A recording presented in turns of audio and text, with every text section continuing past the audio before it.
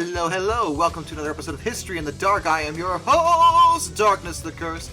And before we begin, as always, thank you so much to my generous Patreons, my British rail critics, as well as my underwater train finders, Thomas Ward and Lord Captain Von Thrust III.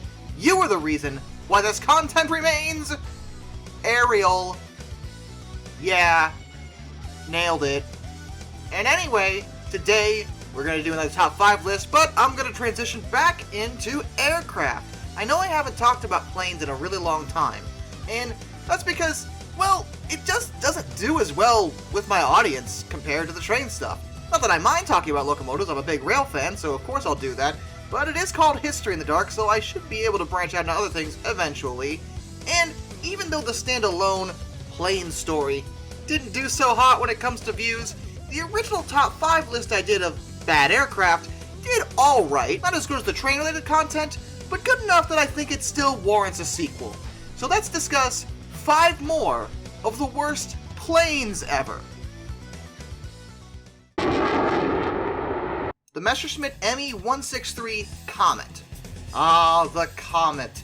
The Comet's a bit more famous than the last rocket-powered plane I discussed, the Natter, but it has similar problems. And in its defense, though, I put it low on this list because if you look at it, it's actually got a very modern design, especially for the 1940s when it was manufactured by Germany for World War II. It's got swept-back wings, a very sleek fuselage. From a design standpoint, it's actually pretty revolutionary and very modern-looking. However, it's kind of a big case example for why we don't generally make rocket-powered aircraft. Now, last time I implied that rockets can't be throttled, and that's true, but only when it's using solid-state fuels. A liquid-state fuel rocket can be throttled, but A, it's still going to be a lot more unstable than a proper jet, but even if that wasn't an issue, in the Comet's case, well, it used, some fuel, yes, that definitely worked. It also definitely killed a whole bunch of test pilots. The later models of the Comet started using something called t-stoff, or substance T. It was basically stabilized high-test peroxide. Now, t-stoff is very dangerous for just so many reasons, but the big one is that whenever it was combined with the oxidizer they used, c-stoff, it resulted in an explosion. Now, in a controlled setting, this is, well, how they made it into a rocket. But the problem was, if the fuel tank was punctured at all, it would cause the aircraft to just explode. That's bad enough on its own, but several test pilots were killed because the fuel wound up leaking into the cockpit. Now, some sources will say the fuel was capable of dissolving people, and that word isn't inaccurate, but it's not exactly what t-stoff does. Because dissolving sounds like it's like an acid and it's melting them. No, not that. It will cause a horrific chemical fire and burn them alive, though. That happened a lot. And even when the Comet was put into service, because it was only ever good for one thing. See, the Comet was extremely fast, capable of reaching 700 miles per hour. This was a problem for 2 reasons. One, that meant it was going way faster than the other Allied aircraft, and while that made them hard to hit, it also made it so that they had a hard time hitting the bombers they were supposed to be destroying. Problem 2, it was going fast, yes, but it could only fly between 7.5 to 8 minutes. Minutes in the air of powered flight. Now, they were great gliders once the engines shut off, but minutes? This meant that the Comet couldn't actually go places and do stuff and come back. They were only good for point defense, and even that was pushing it. They were expensive, and they only managed to shoot down 16 aircraft between all of them. Mind you, 370 Comets were actually built, so I think that they did not do basically any work, at all. Also, due to their fuel, they were actually hilariously easy to shoot down if a skilled Allied pilot could draw a bead on them. Cause yeah, they were blindingly fast and hard to hit.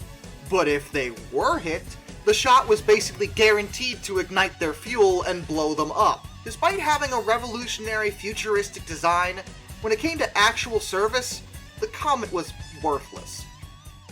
The Boeing B40 Flying Fortress. Now, hold on. That's not a B40. Duh. That's a B-17 Flying Fortress, one of the best bombers of its era. And yes, it is built off of a B-17, but no, this is a YB-40. What's the difference, you may ask? Well, in a design ethos that I must admit is violently American, someone looked at the B-17 and said, hey guys, what if we didn't put any bombs on this at all, and just strapped all the guns in the universe to it? And they did, and it flew. The designers added just so many guns. I mean, just so many guns. 16 in total. And now you have a flying battle station of destruction. But what are you going to do with it? Well, the thought was that the B-40 could fly along with other bomber squadrons, like any B-17 would, and provide additional gunfire to defend them. The problem they had at the time was that escort fighters couldn't go as far as the bombers could. The P-51 Mustang could, but it was only just entering production at that point, so they weren't yet available for the missions at the time. The thought was if they just made one of the B-17s into all the guns in the universe, that should provide adequate protection. It did not. The issue was twofold. For one thing, all those additional guns and the ammunition to support them actually wound up being heavier than the bombs a B-17 would normally carry. The other problem was drag. Drag is a force that resists the movement of an aircraft in the air. All aircraft have some level of drag, it's just in the nature of aerodynamics. But you never want too much of it, as the aircraft either may not fly, or in this case, be cripplingly slow. The YB-40 couldn't keep up with the regular B-17s, so it couldn't actually protect the bombers it was supposed to because it wasn't as fast as them. In this regard, it was effectively worthless. I mean, sure, it had a lot of guns, but if it wasn't there to see combat, then what was the point of it? It had only a small pittance of combat victories credited to it, and was quickly displaced by the time the Mustangs were put in the air. The Breda BA-88 Lienche, or Lynx in English, is a pretty cool looking aircraft, I gotta say. It was introduced in 1939, and for that era it's sleek and fast looking, and during testing it established several world speed records. However, when it was deployed in World War II, and armament was actually added to it, a problem was realized regarding the old Lienche here. See, the issue with the Lienche is that while it performed well without any of the military equipment attached to it, the designers did not take into account the extra weight and drag guns and bombs would add to it. When they actually adapted it for the military purpose in World War II, the Lienche was completely useless. Half the time, it didn't actually take off at all because it couldn't get up to a proper speed. Its engines weren't powerful enough to compensate for the additional weight and drag.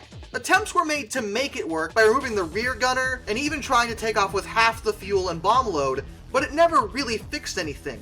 Too often, the squadrons taxi out to a runway only to find out they couldn't take off in any way and were therefore effectively worthless. The Breda was ultimately utilized as decoys for attacking aircraft on Italian airfields. They were just used to draw enemy fire at that point, because they couldn't actually be utilized for anything else. It's actually kind of embarrassing. How do you create a plane that can set world records, but also can't take off the second you add anything additional to it? It's kind of a cautionary tale regarding fighter aircraft design. You can't just design any old plane. You have to take into account every single piece of armament that plane's going to be carrying. Otherwise, you wind up in a situation where, in its base form, yeah, it's phenomenal. But the second you add a gun, it ain't going nowhere. The Mitsubishi G4M. And before I continue, yes, that Mitsubishi. They produced aircraft for the Japanese during World War II. It absolutely was a thing that occurred, just so we're clear. The Allied reporting name was the Betty for the G4M, so I'll probably just call it that the entire time.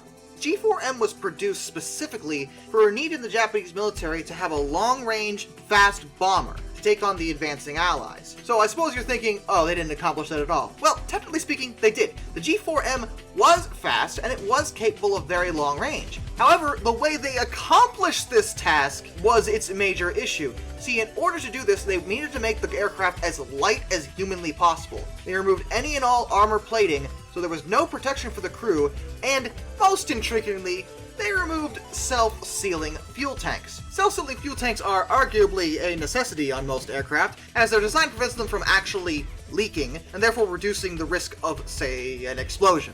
However, they are heavier than regular old fuel tanks, so to reduce weight, they just didn't use the self-sealing ones, and they threw them into service on the 2nd of April, 1941. And that was a complete disaster. Allied fighter pilots not only called it the Betty as the reporting name, but they also nicknamed it the Flying Lighter, because apparently it was extremely prone to just explode at the slightest provocation. A brief volley of machine gun fire and they were toast. And the problem wouldn't be fixed until later variants, the G4M2 and the G4M3, did come with self-sealing fuel tanks and armor protection to help the struggling bombers at least take a few hits. The LWS-6 Zuber. Okay. You know, usually don't say this about things, whether it's a locomotive or an aircraft. Beauty is in the eye of the beholder. But I'm gonna be real with you guys, that's one of the ugliest planes I've ever seen in my life.